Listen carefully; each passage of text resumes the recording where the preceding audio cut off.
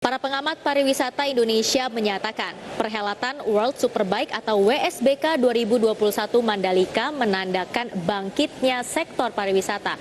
Adapun sirkuit Mandalika akan menjadi tuan rumah WSBK 2021 seri ke-13 pada 19 hingga 21 November 2021.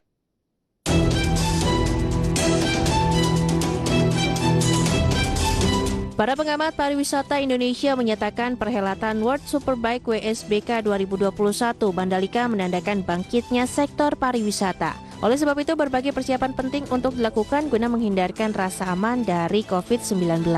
Salah satu contohnya adalah dengan vaksinasi pelaku wisata, khususnya di kawasan Program Daerah Pariwisata Super Prioritas atau DPSP. Kemudian pentingnya penerapan CHSE bagi pengelola hotel, restoran, homestay, dan desa wisata. Para pelaku usaha wisata hingga masyarakat yang akan menghadiri perhelatan internasional WSBK, panitia dan pihak-pihak terkait harus mengikuti prokes COVID-19, mulai dari divaksin dan sudah PCR atau antigen. Adapun sirkuit Mandalika akan menjadi tuan rumah WSBK 2021 seri ke-13 pada 19 hingga 21 November 2021 pekan depan. Kemudian sirkuit yang berada di Lombok, Nusa Tenggara Barat ini juga akan jadi pacuan MotoGP pada 2022 mendatang. Sebanyak 25.000 orang diizinkan menonton WSBK 2021 dan untuk menarik minat wisatawan, harga tiket penyelenggaraan WSBK telah disesuaikan yakni Rp150.000 untuk hari pertama, Rp200.000 untuk hari kedua, dan Rp300.000 untuk hari ketiga. Lantas, akankah perhelatan WSBK dan MotoGP bisa kembali mendorong pertumbuhan sektor pariwisata di Indonesia? Langkah apa lagi yang harus dilakukan pemerintah untuk terus mendorong pemulihan sektor pariwisata nasional? Tetap saksikan IDX Conversation Closing untuk pembahasan lebih lengkapnya. Berbagai sumber, IDX Channel. Wah, pemirsa, nggak berasa nih, ternyata penyelenggaraan ajang balap motor internasional atau World Superbike 2021 ini akan segera dimulai. Tepatnya pada hari Jumat besok, tanggal 19 November sampai dengan hari Minggu, 21 November 2021 bertempat di sirkuit Mandalika, Lombok, Nusa Tenggara Barat. Dan tentunya pemirsa, di balik penyelenggaraan WSBK, kita singkat WSBK 2021 ya. Nah, di balik penyelenggaraan WSBK 2021 ini besar harapan pemerintah agar bisa kembali menggeliatkan dan mendongkrak kinerja sektor pariwisata yang sempat terpuruk nih akibat adanya pandemi COVID-19. Dan penyelenggaraan WSBK 2021 ini diharapkan juga bisa memberikan dampak yang cukup baik terhadap sektor pariwisata, kemudian turunan dari sektor pariwisata seperti transportasi, kemudian perhotelan, kemudian juga UMKM yang ada di sekitar sirkuit Mandalika dan daerah Lombok begitu ya. Kemudian juga terhadap ekonomi kreatif masyarakat sekitar. Jadi gimana nih pemirsa? Apakah Anda sudah membeli tiket untuk nonton WSBK 2021 atau mungkin Anda masih ragu nih mau pergi apa enggak? Lumayan ya pemirsa, kita bisa nonton balapan motor skala internasional, apalagi diselenggarakannya ini di sirkuit Mandalika yang lokasinya memang di pinggir pantai gitu ya. Jadi kita bisa sekalian menikmati keindahan alam. Nah, selain itu pemirsa, memang penyelenggaraan WSBK ini juga merupakan salah satu upaya pemerintah untuk kembali menggeliatkan sektor pariwisata nasional. Dan ngomong-ngomong soal upaya pemerintah untuk terus menggeliatkan sektor pariwisata nasional, sebenarnya Indonesia ini punya satu potensi besar yang bisa terus digali untuk mendorong kinerja sektor pariwisata nasional, yaitu mengenai wisata olahraga nih pemirsa. Nah, mungkin sebagian dari Anda sudah tidak asing atau mungkin sudah familiar nih dengan wisata olahraga. Jadi wisata olahraga ini sebenarnya potensinya juga cukup besar di Indonesia dan diproyeksikan nantinya ya di kemudian hari ini bisa mengembangkan pariwisata nasional pemirsa. Kemudian wisata olahraga ini juga bisa menjadi salah satu alternatif sebenarnya. Jadi Indonesia ini nggak melulu ya, nggak harus selalu mengedepankan wisata alam, tapi juga bisa mengedepankan atau lebih dalam lagi menggali wisata, potensi wisata olahraga. Tapi kira-kira mungkin bagi Anda yang masih belum paham atau masih asing dengan wisata olahraga, kita simak nih informasi berikutnya soal penjelasan wisata olahraga pemirsa.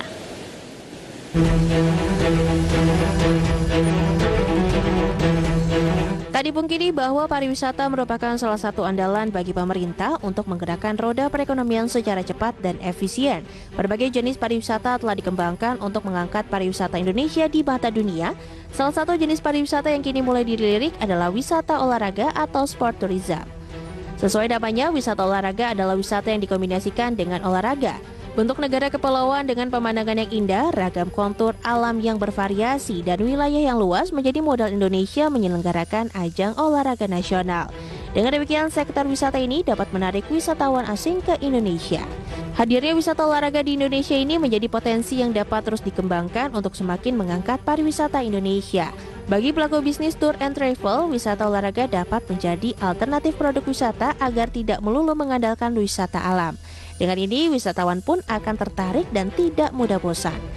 Contoh wisata olahraga adalah running, hiking, trekking, surfing, rafting, kayaking, rock climbing, fishing, jet ski, hingga triathlon. Nah, itulah pengertian dari wisata olahraga dan beberapa contohnya. Apakah Anda tertarik untuk mencoba, pemirsa?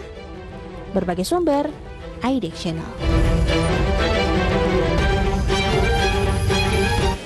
Nah, itu dia pemirsa definisi dari wisata olahraga. Jadi wisata olahraga ini adalah kegiatan wisata yang digabungkan atau dikolaborasikan dengan kegiatan olahraga. Tadi beberapa contohnya sudah disebutkan, antara lain adalah running, kemudian tadi ada juga hiking ya atau naik gunung, kemudian trekking, rafting juga termasuk wisata olahraga, kemudian snorkeling, diving, berkuda, dan golf itu juga termasuk wisata olahraga. Nah, pemirsa, mungkin dari beberapa jenis wisata olahraga yang sudah saya sebutkan tadi, Anda sendiri sudah coba yang mana aja nih? Mungkin sudah banyak gitu ya.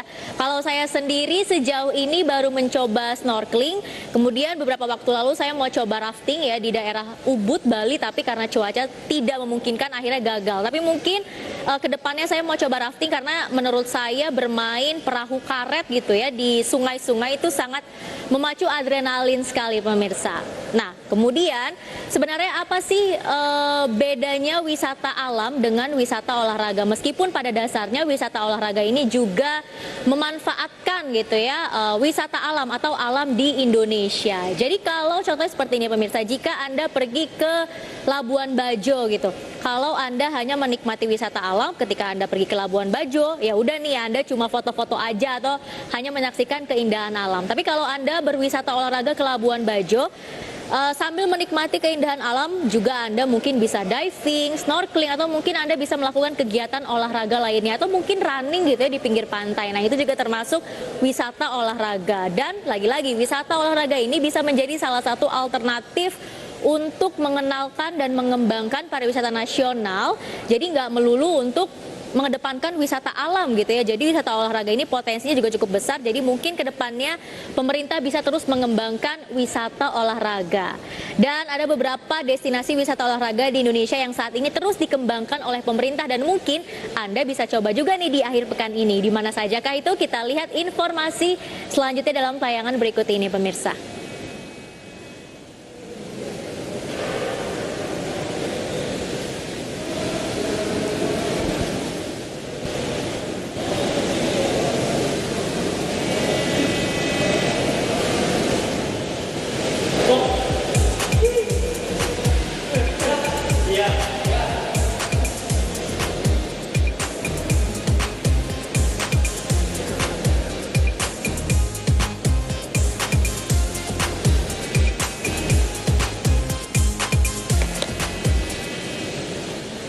Oke, pemirsa, ternyata selain 5 destinasi wisata olahraga yang sudah kita saksikan bersama tadi, jangan khawatir, masih banyak nih destinasi wisata olahraga lainnya di Indonesia yang bisa Anda coba. Contohnya, kalau Anda ke daerah Sumatera Barat, pemirsa, cobalah berselancar atau surfing gitu ya di daerah Mentawai. Kemudian, kalau Anda suka panjat tebing ya di tebing Citata, itu lokasinya ada di Padalarang, mungkin Anda juga bisa coba. Selain itu, pemirsa, sebenarnya di setiap tahun gitu ya ada penyelenggaraan yang namanya Bali Marathon dan juga Bali Triathlon. Nah, Bali Marathon ini merupakan acara lari ya atau running yang pesertanya ini tidak hanya dari domestik saja, dari Indonesia saja, tapi juga dari peserta internasional. Nah, kalau di 2019 lalu ini terakhir diselenggarakan Bali Marathon karena di 2020 ada COVID-19 ya, sudah mulai ada pandemi, jadi penyelenggaraannya ditunda terlebih dahulu. Di 2019 ini jumlah peserta yang berpartisipasi dalam Bali Marathon ini mencapai 11.600 peserta, itu campur ya, tidak hanya dari Indonesia tapi juga dari negara-negara lainnya. Kemudian untuk triathlon Bali, nah ini sebenarnya mirip dengan Bali Marathon. Kalau Bali Marathon ini hanya lari aja, kalau Bali Triathlon ini 3 jenis olahraga ya, lari, sepeda, dan juga renang. Ini juga diselenggarakan terakhir di 2019 dan jumlah peserta yang berpartisipasi ini mencapai 2.250 peserta, tidak hanya dari domestik tapi juga dari internasional. Luar biasa. Mungkin pemirsa sebagian juga sudah pernah ada yang coba Bali Triathlon atau Bali Marathon gitu ya, cukup menyenangkan berwisata sambil olahraga. Kemudian pemirsa, sebenarnya United Nations World Tourism Organization atau UNWTO menyatakan bahwa dampak ekonomi dari wisata olahraga ini sangat besar sekali, terutama terhadap ekonomi lokal atau ekonomi nasional. Bahkan pada tahun 2024 nanti pertumbuhan dari wisata olahraga ini diproyeksikan akan mencapai sekitar 18.000 triliun rupiah, dan balik lagi ternyata potensi dari wisata olahraga ini juga sangat-sangat besar dan memiliki dampak yang sangat baik terhadap ekonomi masyarakat Indonesia. Kemudian kita lihat lagi nih pemirsa, sebenarnya dampak dari penyelenggaraan wisata olahraga bagi ekonomi Indonesia itu sudah sejauh apa, kemudian apa saja sih dampak baiknya. Kita saksikan informasi selanjutnya dalam tayangan berikut ini.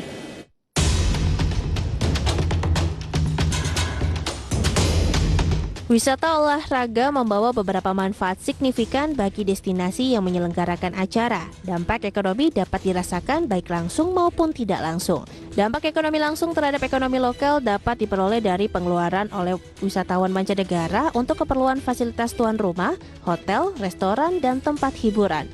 Selain itu, wisata olahraga juga dapat merangsang lapangan pekerjaan baru di wilayah tujuan wisata yang dapat mendongkrak pertumbuhan ekonomi nasional.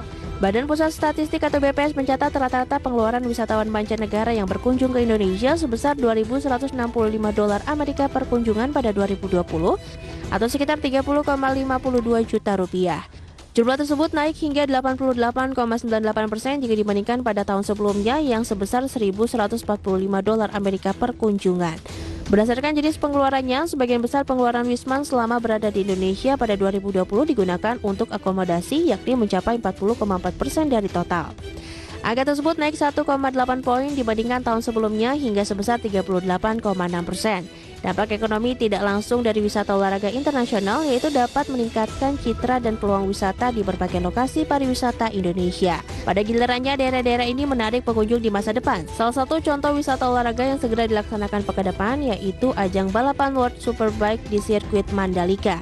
Ajang tersebut diharapkan akan menjadi momen kebangkitan pariwisata tanah air. Berbagai sumber, IDEX Channel.